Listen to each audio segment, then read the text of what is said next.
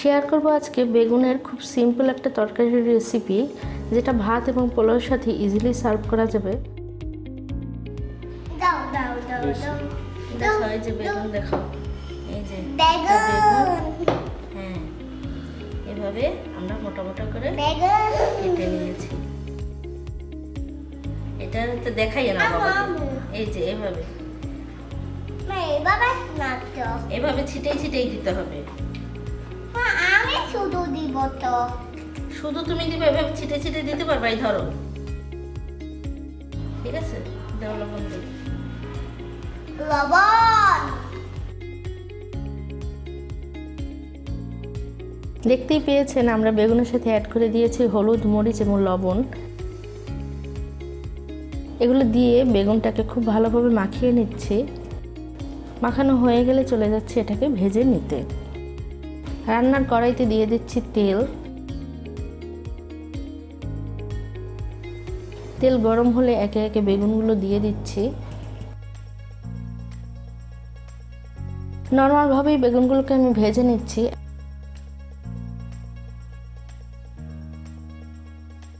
একটা পাশ হালকা লাল লাল হয়ে গেলে উল্টিয়ে নিচ্ছি। এভাবে উভয় পাশই আমি হালকা লাল লাল করে উল্টিয়ে পাল্টিয়ে ভেজে নিব। ভাজার সময় তেলটা আমি কমই দিয়েছি, কারণ এটা রান্নার সময়ও কিছুটা তেল লাগবে, তাই।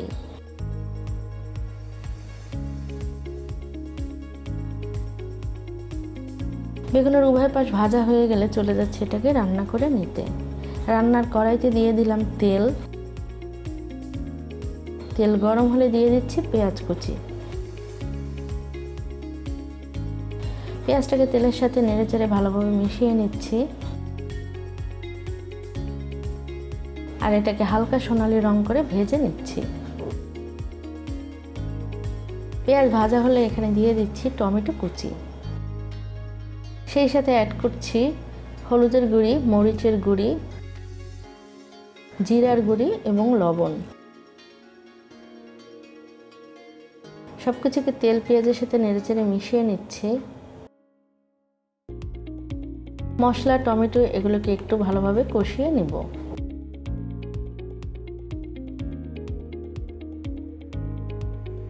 কষানো হতে হতেই দিয়ে দিলাম সামান্য পরিমাণ পানি। পানি দিয়েও মশলাগুলোকে কষিয়ে নিচ্ছে। কষানো হয়ে গেলে, অর্থাৎ তেলটা উপরে উঠে আসলে দিয়ে দিচ্ছি পানি।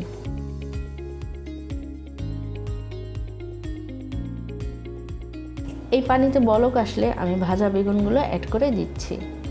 পানির পরিমাণটা এমনভাবে দিতে হবে যাতে এই পানিতে বেগুনটা খুব ভালোভাবে সিদ্ধ হয় এবং বেগুনের তরকারির গ্রেভিটাও যাতে এই পানি দিয়েই থেকে যায়। লবণের পরিমাণটা টেস্ট করে সামান্য পরিমাণ লবণ এখানে আমি অ্যাড করে দিয়েছি। সেই সাথে দিয়ে দিলাম 3-4টা কাঁচামরিচ। ঢাকনা দিয়ে ঢেকে রান্না করছি 4 থেকে 5 মিনিট। 5 মিনিট পরে ঢাকনা উঠিয়ে দিয়ে দিলাম সামান্য ভাজা জিরার গুঁড়ি এবং ধনিয়া পাতা কুচি।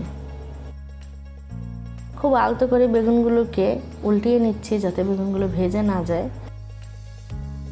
বেগুন সিদ্ধ হওয়ার জন্য এখানে টাইম খুবই কম লাগবে, কারণ এগুলো যেহেতু আমি ভেজে নিয়েছি। আমার রান্নাটা প্রায় শেষই হয়ে গিয়েছে।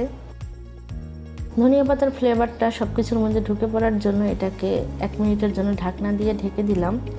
ঢাকনা উঠিয়ে চুলার আঁচটা বন্ধ করে নিলাম।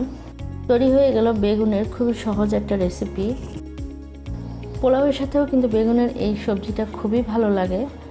আশা করছি আজকের এই রেসিপিটা আপনাদের ভালো লেগেছে। যদি ভালো লেগে থাকে তাহলে সাবস্ক্রাইব করুন নিয়ান্স কুকিং ডায়েরি চ্যানেলটিকে, এবং নিয়ান্স কুকিং ডায়েরি চ্যানেলটি সাবস্ক্রাইব করে এর পাশের বেল বাটনটি ক্লিক করতে ভুলবেন না। এতে করে আমরা যখনই কোনো ভিডিও পোস্ট করব আপনি সাথে সাথেই এর নোটিফিকেশন পেয়ে যাবেন। চলে আসবো আবারও কোনো নতুন ভিডিও রেসিপি নিয়ে। ভালো থাকুন, সুস্থ থাকুন।